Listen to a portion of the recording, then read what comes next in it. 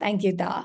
And it's also being live streamed for those of us who couldn't join us on Zoom. Before starting, I know some of you were already sharing your introductions, but I would love to know, where are you joining us from today? And in what capacity are you joining? Are you a mentor, a coach, a program manager, or joining us as a representative of any organization? Thank you, Da, for joining from Thailand.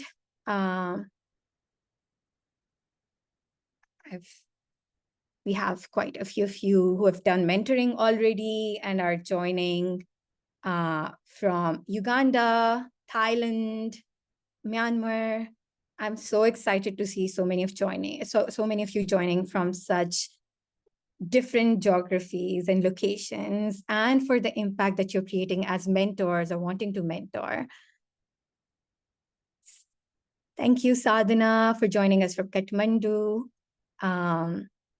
We have someone joining from Nigeria, mentor from Myanmar, Lebanon. So we have quite an audience here. Once again, I'm really grateful that you could join us. Please feel free to send in your introductions. And if you're a mentor, a coach, a program manager, or joining us in any other capacity, if you're just joining because you were curious about this workbook, or if you're a rising star, my team would be keeping these intros and we'll be reaching out to some of you later as well. I would now dive into the event because I cannot wait to share more with you. I would love to share a little bit about Wedu before starting. So why Wedu? Women are at the forefront of shaping our future with their leadership, and Wedu is committed to making these feminist visions a reality. We envision a future where half of all women are leaders, and we are achieving this through mentorship, training, educational financing, through our future income sharing agreements, and mobilizing a global community of allies dedicated to gender equity as mentors, partners, and rising stars. Mentorship has helped us get closer to supporting over 6,500 women to step into their leadership journeys. And over the past 12 years, we have seen mentoring operate as a critical success factor in achieving our ambitious goal, as we matched and supported over 80,000 mentorship pairs with reported satisfaction rates consistently exceeding 90% due to our focus on each woman's unique goals. This ensures that all the women that we work with, all the leaders that we work with, receive personalized guidance and support. Our approach incorporates innovative tools and methodologies beyond making short-term impact. And these learnings are what brought us to develop this resource that we are excited to share with you today. So, drum rolls, here is Wedu's reflective guide on transformative workbook. You can give me a thumbs up if you're on Zoom, if you can see the reflective guide.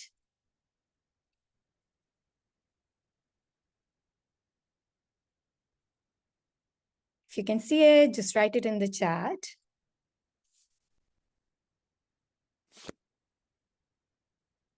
Okay, awesome. So this is the workbook that we wanted to share with you.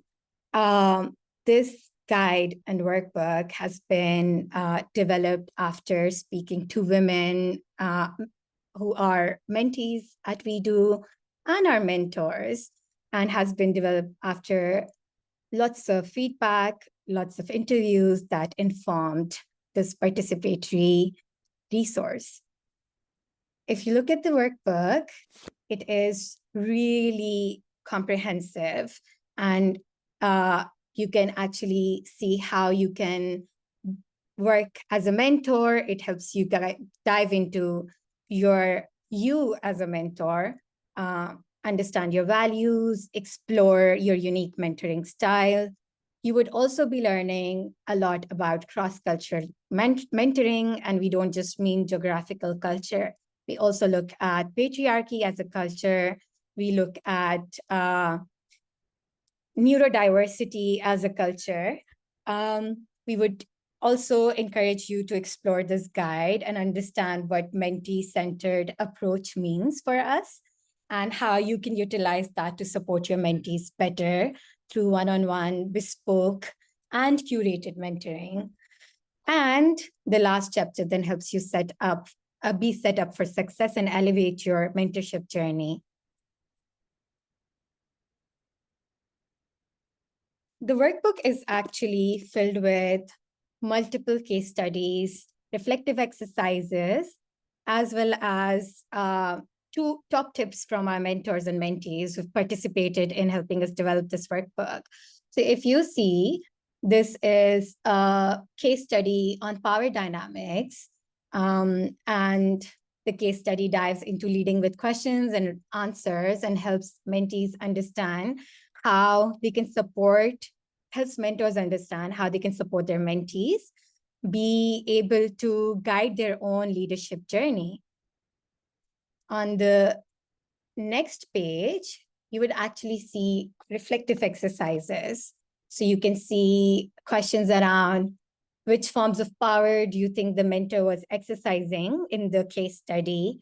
And then it would also help you think about your own power dynamics, about your own positionality, and we'll be talking about those terms in a while.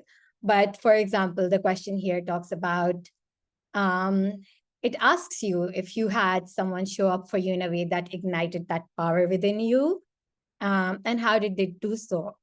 You would also see some top tips and resources that are signposted here, which can help you explore your mentoring journey more. So why did we develop this workbook? We wanted really to strengthen the mentor's competencies in line with an intersectional approach to transformative mentoring, because we really believe that you cannot take a one-fit-all approach to mentoring. And we also wanted to lay the foundation for an impactful and effective mentorship journey for our mentors who have really dedicated their time to give back to or to share their knowledge and experiences with women leaders to help them step into their journeys. And as I shared earlier, the workbook covers a lot of case studies on power dynamics, patriarchy as a culture, cross-cultural mentoring, and more. It also has top tips on elevating your mentoring from experienced mentors. You will get to do reflective exercises and activities to design your mentee-centered mentorship. When we designed this workbook, we really kept in mind different learning needs of people. So there are various ways you can engage with this workbook to learn from it. And there are also quotes from mentees and mentors to understand best practices in mentorship. I think I've taken too much space right now. So to speak more about the workbook, we have two wonderful guests joining us today who have been very important in helping us develop this guide. First, I would like to introduce Rani Pramesti. Rani is the founder of Social Design Asia, and she has co-designed the workbook with Wedu. Her expertise lies in transformative leadership development and transformative curriculum development. We're also joined by Victoria Wong.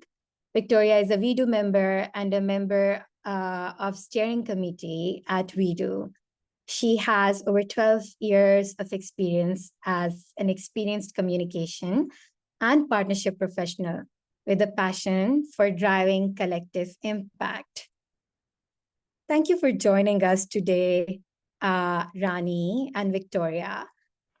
Before we start the conversation, I would love for all of you in the audience, be it on Zoom or on LinkedIn Live, to send in your questions in the chat if any surface for you. And we would be taking those in the last minutes of this Q&A. Please make sure that the questions are in the chat and you are not unmuting yourself. We promise to address most of the questions. So, Rani, the workbook was designed after feedback from hundreds of mentors and Wedu's experience of mentoring thousands of women in Asia.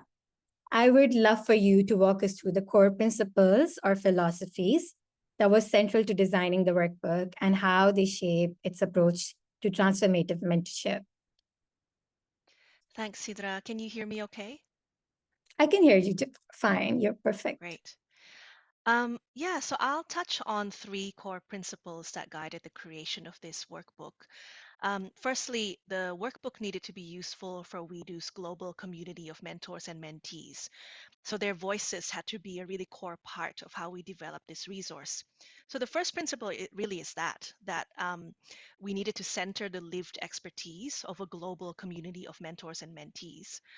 Early on in the process, I interviewed mentors and mentees from around the world. By the way, thank you to everyone who volunteered their time, expertise, and energy in that process. It was invaluable. And some of those experiences became the inspiration behind the case studies that are now peppered throughout the workbook. We also deliberately checked in with this global community of mentors and mentees throughout the process. So we asked feedback throughout various testing phases, through workshops, surveys, and focus group discussions. So that's the first principle. The second principle was about being deliberately power literate.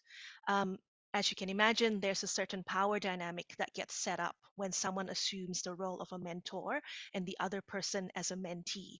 So, through this workbook, we wanted to invite mentors in particular to firstly be aware of the power that they have by virtue of being a mentor, but also by virtue of their positionality. If people are not, if there's some in the room today who are not familiar with that term, positionality means an individual's social, cultural, and personal context that influences their perspectives and biases, which shape how they perceive and engage with the world. That's a definition by Maya Goodwill, which is also in the workbook. So we included other definitions about power. For example, Klassen and Miller's four expressions of power, which are power over someone, power with others, power to shape our world and our lives, and the power within ourselves. And like you mentioned, Sidra, there are case studies where we ask mentors to reflect on these four distinct expressions of power. So, for example, there was a case study where a mentor uses their power over a mentee versus another case study where the mentor used their power to ignite the power within the mentee. So, by naming these forms of power, we're inviting mentors to become more power literate. Which forms of power do you want to exercise in your mentorship journey? And we're also inviting mentors to consciously share their power with their mentees because we believe that this will lead to a better mentoring experience for everyone. The third principle that I'll touch on is about being intentionally intersectional and inclusive. Wedu supports women of incredibly diverse lived experiences. It was important that the workbook captured and provided guidance for mentors in how to mentor women and people of diverse genders from across Asia. So this is why there are reflective questions, prompts, and case studies about, amongst other things, cross-cultural considerations, like you mentioned, Sidra, in terms of patriarchy as a culture, disability as a culture, considerations of indigenous worldviews. And then there's also examples about how a mentor may support women living in very diverse contexts. So, women living in conflict zones, women living in internally displaced people's camps, trans women, non binary people affected by climate induced disasters, women living with invisible disabilities such as chronic pain, neurodiverse women, and so many more examples. So, this is why the workbook needed to be intentionally intersectional and inclusive. Women leaders in Asia are not a homogenous group. Women leaders in general are not a homogenous group. We are a dynamic and incredibly diverse group of human beings. So, this workbook needed to reflect and honor that complexity and provide guidance for how to engage respectfully with women leaders in our very diverse and complex communities. So, in summary, the approach to creating this workbook was threefold. So, it was about respecting each person's lived expertise, and valuing each person's lived expertise, making sure that the mentor becomes more power literate, and then finally being intentionally inclusive in how they mentor. Thanks, Sidra. Thank you so much for sharing that, Rani. I feel like all the principles give such in-depth idea about what the workbook covers. But Victoria, as I heard from Rani, the workbook also really helps you think through various notions that you hold or perspectives that you hold. So, how did the workbook's feminist perspective align with or challenge your existing beliefs and practices in mentorship? Thanks, Sidra and Wedu for having me. I would say the workbook and in general, Wedu's vision in feminist mentoring really aligns well with my values and how I view mentorship. So, which is more or less about supporting individuals in their own capabilities and integrating communities and allies to support mentees. So, I'm a relatively new mentor. I've only joined Wedu last year as a mentor. So far, I've had the privilege of mentoring two amazing women, one from Bangladesh, the other from Nepal. And so every day I still feel like I'm learning how to become a better mentor for both my mentees. So for when I first heard about the workbook, I was very excited to get started, given that, I'm still relatively new. While going back to your question, Sidra, I don't think while it didn't really challenge my beliefs per se about mentorship, what I found challenging, first of all, was that the workbook actually opens up with a very thought-provoking question. And if, for those who are listening, if you haven't gone through the workbook yet, I really encourage you to think through the first question, which is, why are you here? Why are you a mentor? And do you believe that you're mentoring because you're helping your mentee, or are you learning with your mentee? And I have to admit that it took me a while to get through this question because while it doesn't sound like much, it is a loaded question. I believe a lot of us here are mentors for the first time. And when I first joined as a mentor as well, I perhaps have the notion that I am helping somebody. But in fact, as you work through the exercises and when you mentor mentees a little longer, this completely changes. And I very much think that I learn from my mentees more so than they learn from me. So it definitely gives you the space to think about your power dynamics and your privileges a little more thoroughly.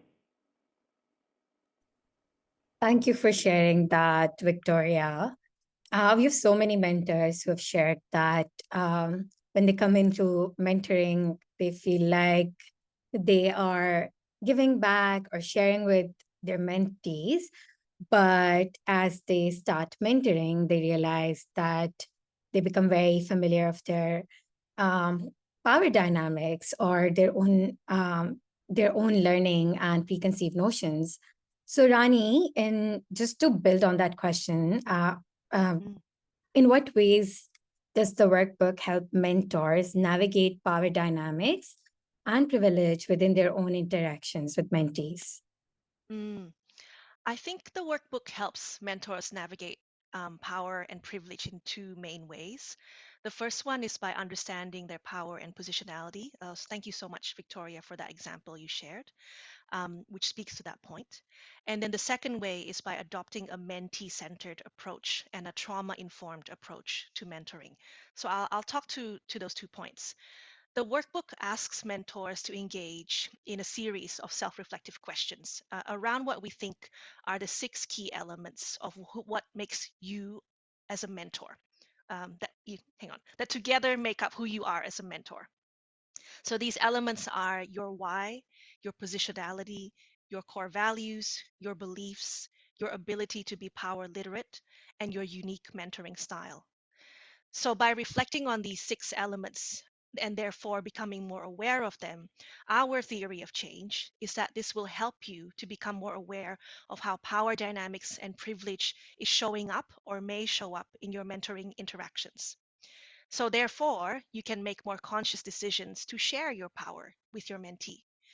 I'll give an example that came out from one of the interviews that I did.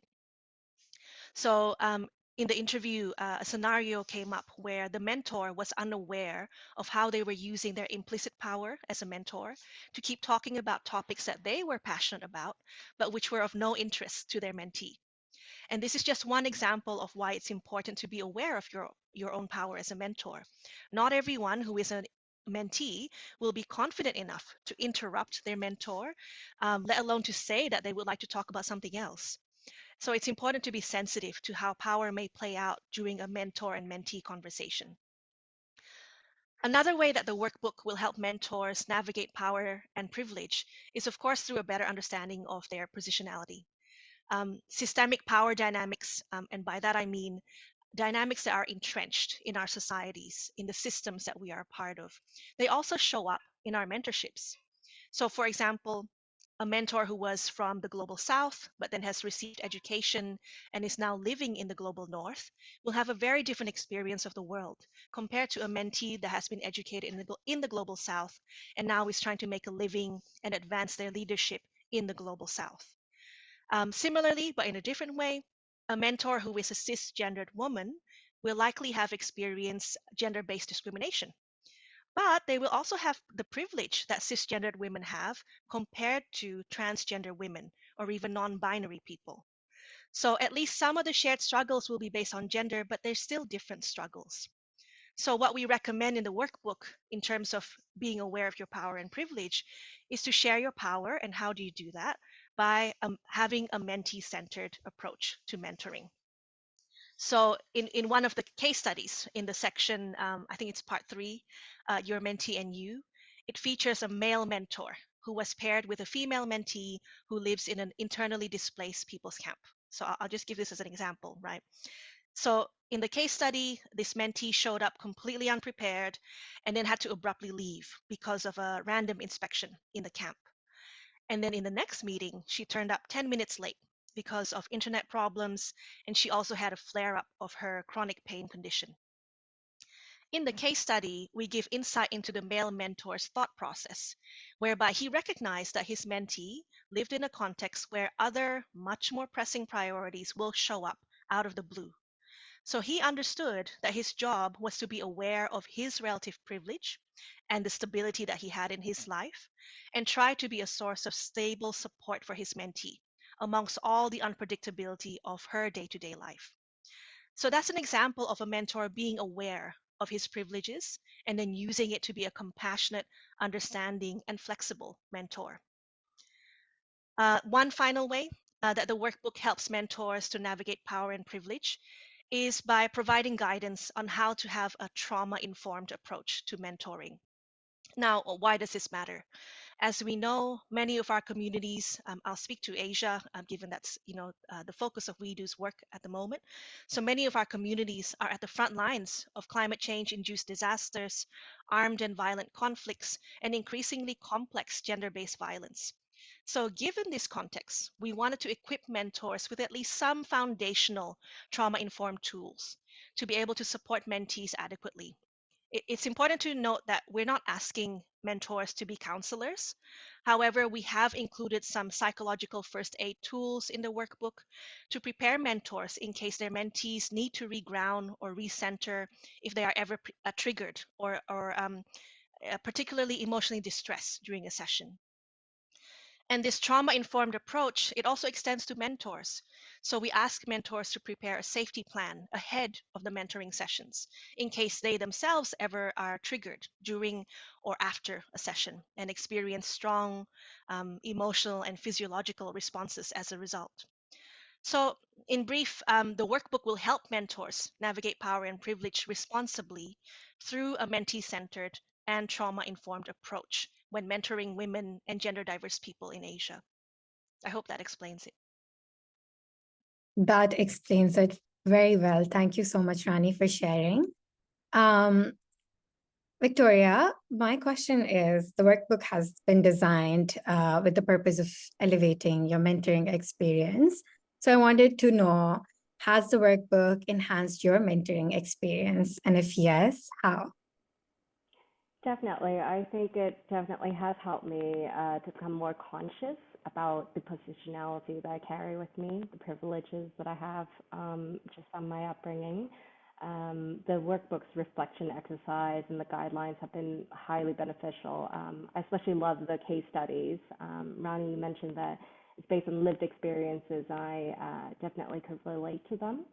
Um, what I loved about your example too, Rani, was the example about a mentor having grown up perhaps abroad and taking that perspective. And I very much relate to that. I'm from Hong Kong, and growing up in Hong Kong and also spending considerable considerable amount of time in Canada, I realize I carry a westernized mindset with me, especially when it comes to career and life decisions. And so this mindset sometimes shows up quite heightened, especially when it comes to career decisions, especially in the corporate world, where efficiency and patriarchal ideals really are very rife.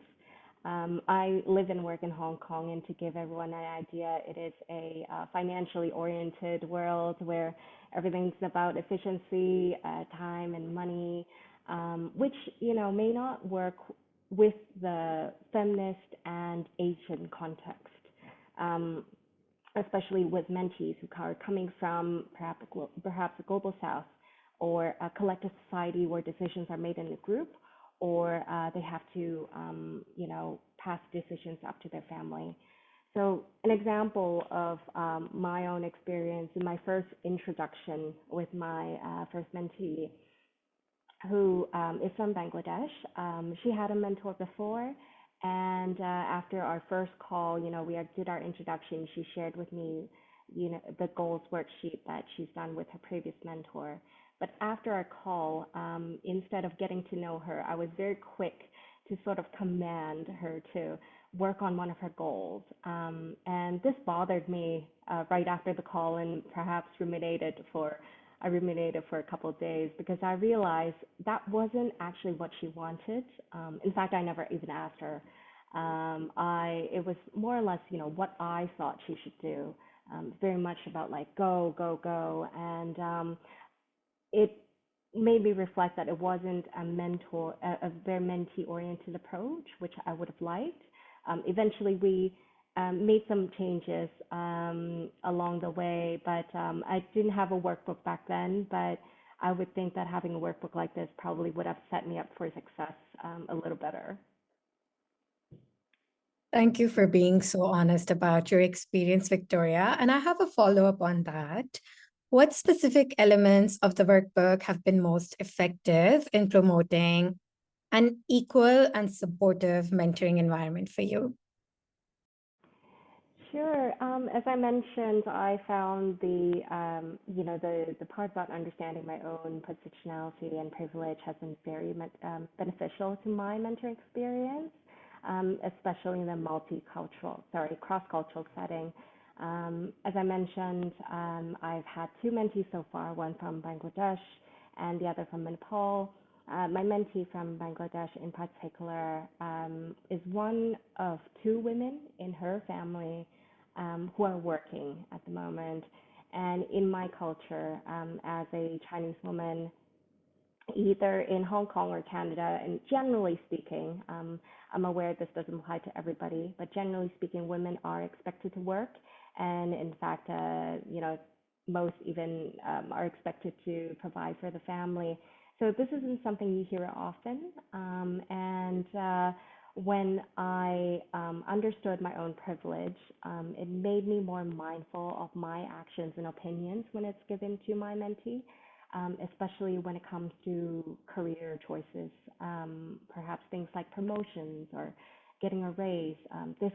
I need to sort of step back a little and understand that from her perspective.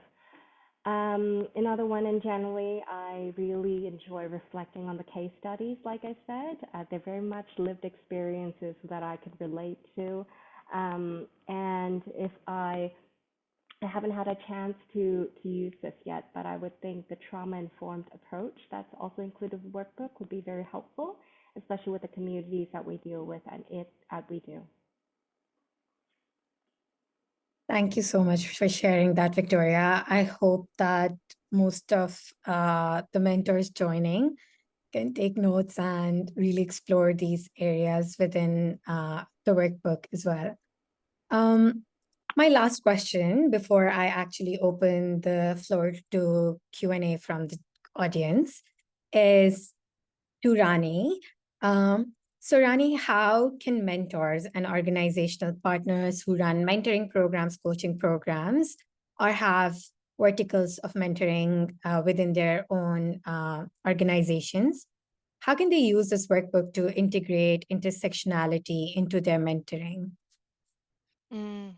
This is why we created the workbook. So we deliberately created this resource as a tool to help you integrate intersectionality into your mentoring or coaching practice. Like you mentioned before, Sidra and Victoria, the workbook is full of reflective questions, case studies, activities. We wanted to make it as engaging a resource as possible for people with diverse learning styles.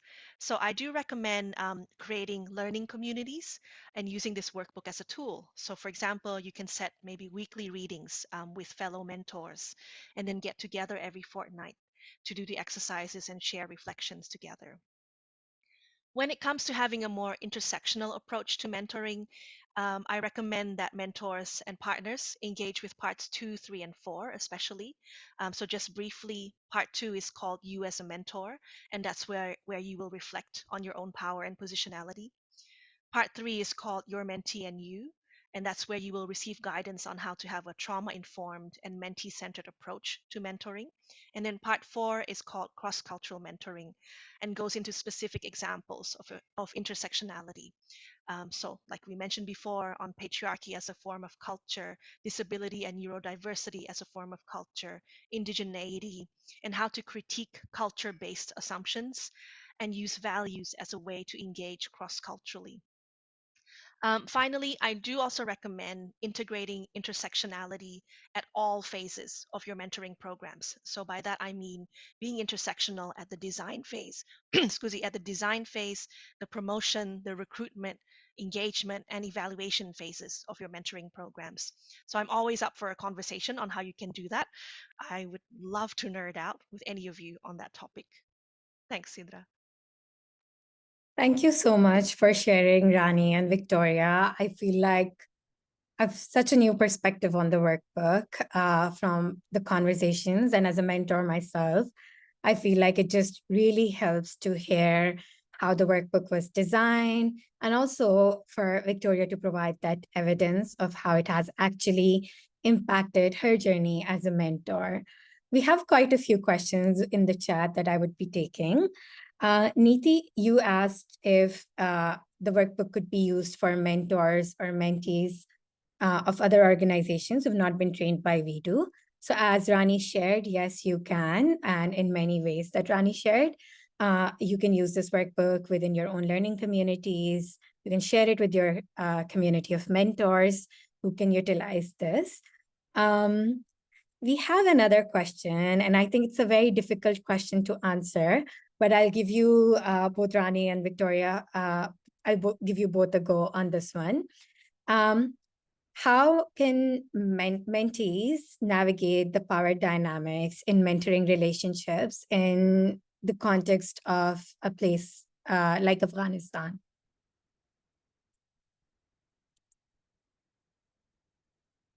Ooh. Victoria, do you want to go first or Rani? Rani, go ahead. I'll start my answer by saying that I'm not from Afghanistan. I do not know that context. So I won't speak specifically to Afghanistan because I'm not the right person to speak to that. But I can maybe comment in terms of how can mentees navigate power dynamics in a mentoring relationship. I think, power is very interesting, both as a concept, but also in practice. And one question I have back in response is, should it be the mentee's responsibility first and foremost in terms of how the power dynamics play out, or is it actually is more of the onus and the responsibility on the mentor to have that duty of care of their mentee? I think literacy about power in general is very useful. I mean that like in general, not just in a mentoring relationship, but in life in general. I think it's very useful. So by all means, I think as a mentee, if you want to use this workbook to learn about the different concepts of power, to learn about privilege and positionality, please use it in that way. And I think mentors have a responsibility and duty of care to their mentees, to be more responsible in how they practice power. Because of, like I mentioned earlier, when you set up a mentorship, there are certain assumptions for the most part that people end up making. That the mentor is more knowledgeable, that the mentor is more of the expert. Maybe they are in some topics, but in other topics and in other experiences, they will not be the expert. The mentee will be. So that's my initial response. I hope that's helpful. Thank you so much, Rani. Victoria, do you want to also take this question? Sure. Thank you, Rani. And I love what you said about almost each taking responsibility and perhaps mentor even more so. If I could speak from my own experience, I also think, it is definitely true. A lot of mentees come to the session thinking mentors will have all the answers for them, but in fact, we're all human and we're always learning every day. In the context of power dynamics, I definitely think it is, I think it's a responsibility for both. From a mentor's perspective, I could only think of, just checking in with them all the time. At the time that you feel like, this relationship may be governed by too much power. I say this because, while I've never really had a mentor, a professional mentor myself, there are relationships where I continue to ask my network, oh, what should I do about this? And, it's almost like, you're always asking for advice. And if you feel uncomfortable in a relationship where there's too much power over, then you just won't give out, or you just won't contribute anymore or ask any more questions. So as soon as you realize that, perhaps that's a good time to check in with the mentee to see, okay, how are things going? Is mentorship going well for you? Are you getting what you need from this relationship, this journey? I think that's a good place to start. With Rani, I'm also I don't really understand the context of Afghanistan very well, but I hope that helps from a mentoring perspective.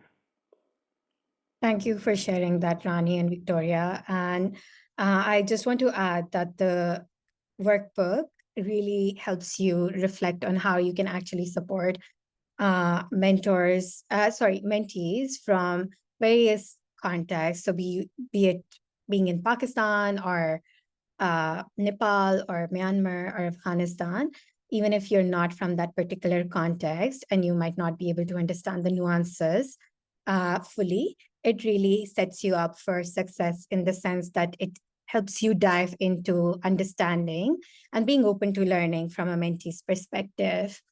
I have one more question because we're really running out of time, but we spoke about neurodiversity as a culture. So for Rani, if you could share a little more about what neurodiversity means in the sense of mentoring and how can mentors utilize the guidebook to really step up to support mentees with different neurodivergence needs.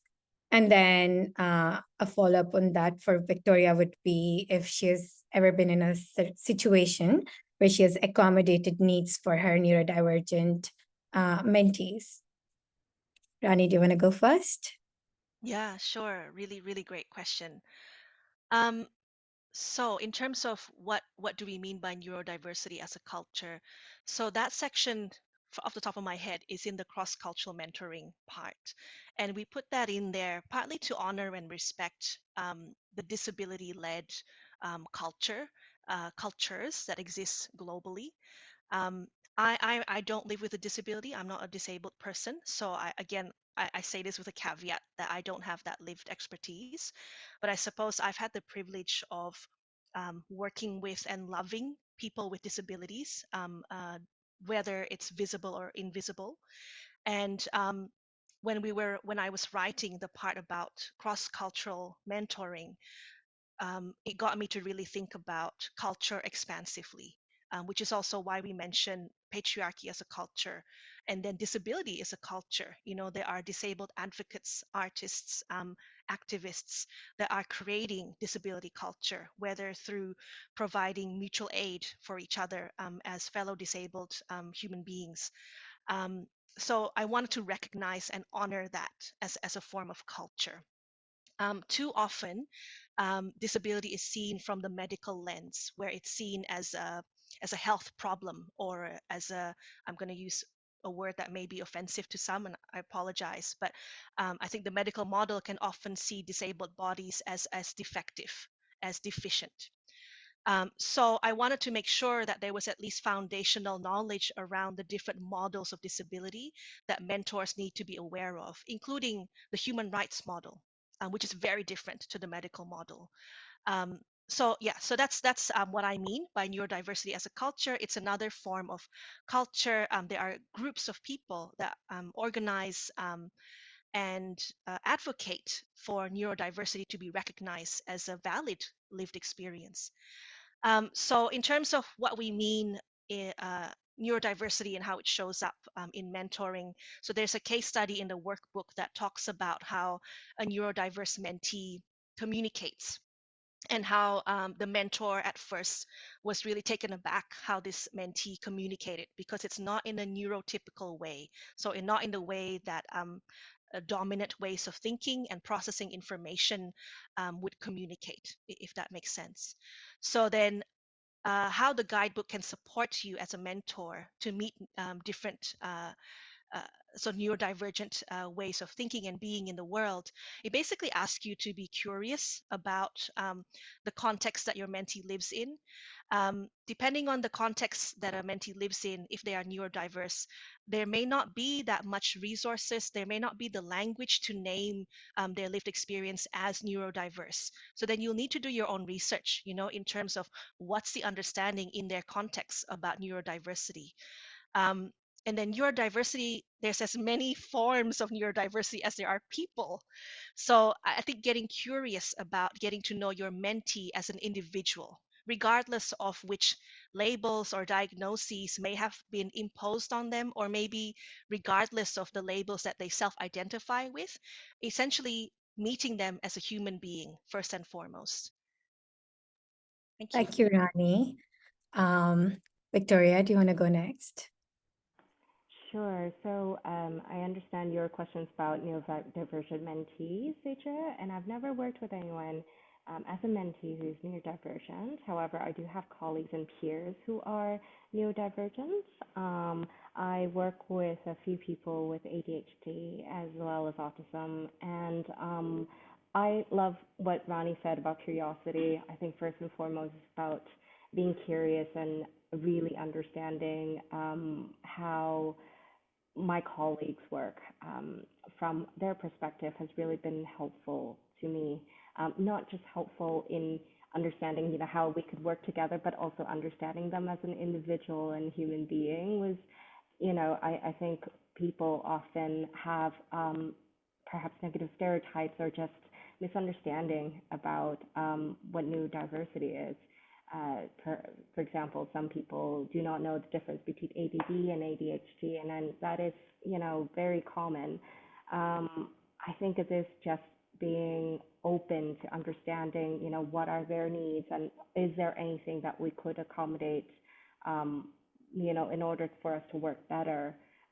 It hasn't presented as a problem for me so far, but, you know, it doesn't stop me from, you know, sometimes researching more on what ADHD means in a workplace and all that.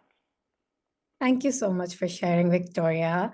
And thank you for being here, Rani and Victoria. I'm so grateful that you could be here. And I think over 100 people were listening to us today. So I am hoping a lot of the conversations that we had here are helpful for them. So yeah, just wrapping this fireside up, as we move ahead. We're also over time. So just sharing my screen again.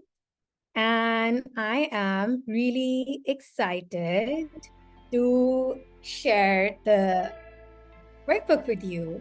If you want to be a power literate mentor by accessing the transformative mentorship guide that we spoke about, we have just shared in the chat, or we'll be just sharing in the chat the link to the workbook. You can access it, and please feel free to reach out to us if you have any questions about the workbook. We also had questions on wanting to implement your own mentoring programs or support women in the areas and sectors and the countries that you're working in. So set up your community of women leaders for success by running a mentorship program with us. You can schedule a call with me on the link that Dad just shared in the chat. And I would be happy to get on a call and see how we can support you better. Thank you for joining us today as we talked about the workbook and how it was created, what thought process went into it, how participatory the creation of the workbook itself was. A huge shout out to Da and Claire, who were also part of the co-creation with Rani. And thanks to Rani and Victoria for making this time so special and for sharing their insights, experiences, and also for guiding us through this work. If you want to subscribe to our our monthly community newsletter to have access to impactful news and opportunities on mentorship and closing the gender leadership gap, please sign up to the link that would be sharing in the chat. Or you can actually just scan the link on the screen and you'll get to the link. Once again, thank you to everyone, over 100 of you who joined us on LinkedIn and Zoom. I'll be wrapping this up. Take care and have a good rest of the day or evening or night, depending on wherever you're based. Thank you, everyone. Goodbye. Thank you. Thanks so much, everyone.